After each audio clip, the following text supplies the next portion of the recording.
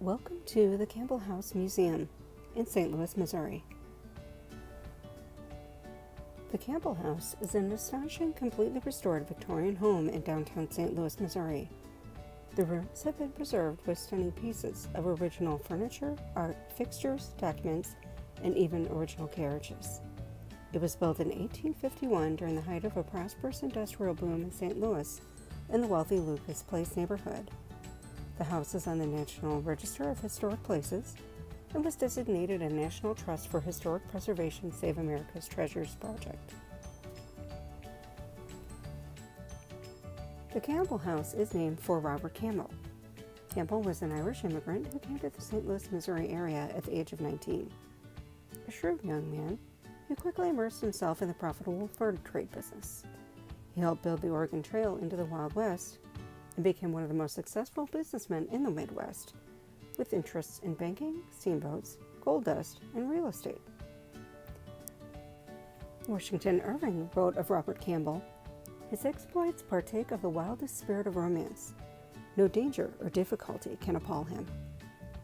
Robert married Virginia Jane Kyle, a cousin of his sister-in-law, who was also an Irish immigrant. Robert was ill when he met the 13-year-old Virginia. He was 31 at the time. She reportedly nursed him back to health. When she was 16, he proposed, but the families and friends of both parties disparaged their romance. But even after they were separated for several years, Virginia's mother finally approved their marriage in 1841. Virginia, although 18 years his junior, was said to be an intelligent and well-mannered woman. Together, they had 13 children.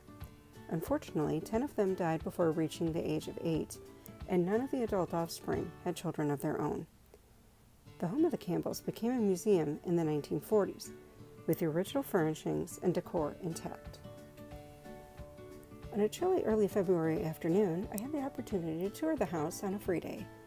Upon entering the Campbell house, I was immediately enchanted by a long staircase and delightful chandelier. The friendly and knowledgeable docent led me to the ornate double parlor, filled with majestic furnishings, gilded mirrors, and rich tapestries, including plush red velvet curtains. Easy-to-read note cards in each room told the details of the Campbells' lives. We moved into the dining room, which was getting a decorative painting upgrade from local restoration artist Cindy Luger. The house had a major renovation in 2000 through 2002, but is continually kept in amazing condition. I was surprised at the dining room table that was 18.5 feet long. It takes 7 leaves to extend it to its full dimension. We moved into the kitchen and pantry afterwards. The pantry was filled with a lovely collection of Limoges china.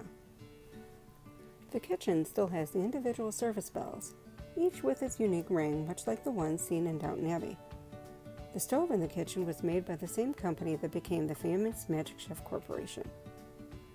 Before going upstairs, we got a quick view of the carriage house and the garden from the inside, with an original photo from the same scene about 100 years prior. We went upstairs to see the bedroom and Robert Campbell's study. We had a view of the stairs.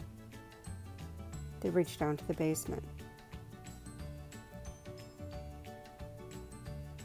We got a view of the servants' quarters and the children's rooms.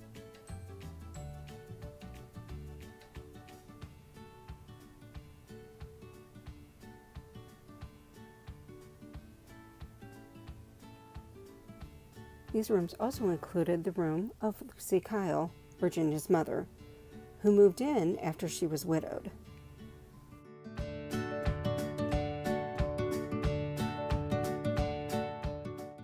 Even the bathroom was lovely, with plumbing that was modern for its time, and a toilet that featured some rather ornate carving.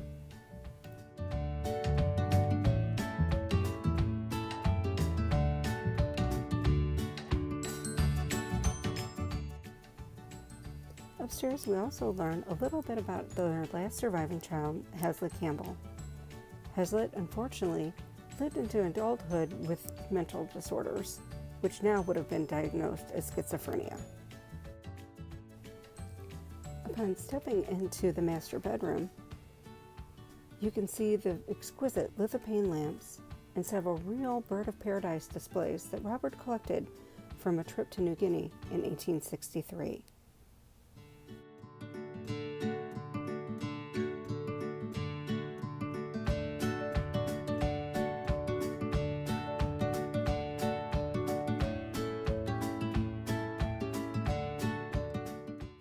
The lithophane lamps showed several popular themes of mother and child, or children and cherubs.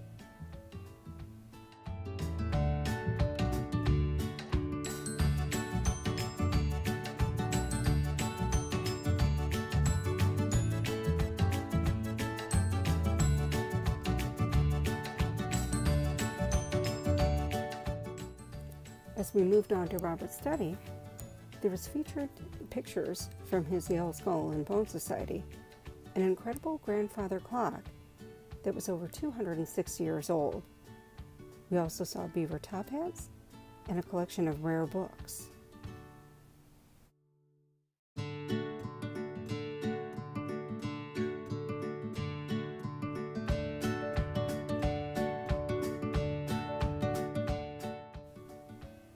The remainder of the upstairs features maps, bits of history, and other interesting items relating to the Campbell House and Museum.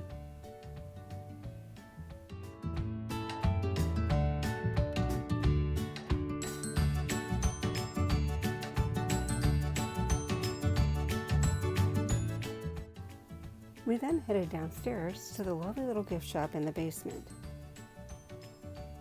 After a few minutes of perusing, we headed outside to the carriage house. The carriage house fielded the mail phaeton and rockaway carriages.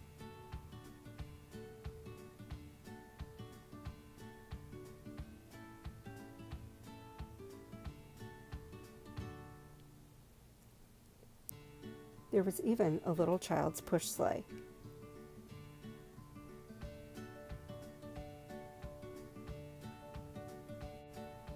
We then headed outside into the garden for one last look at the exterior of the house. Even though it was February, it was still quite a lovely sight with the architecture of the stone wall outside of the carriage house and the trellis that surrounds the property.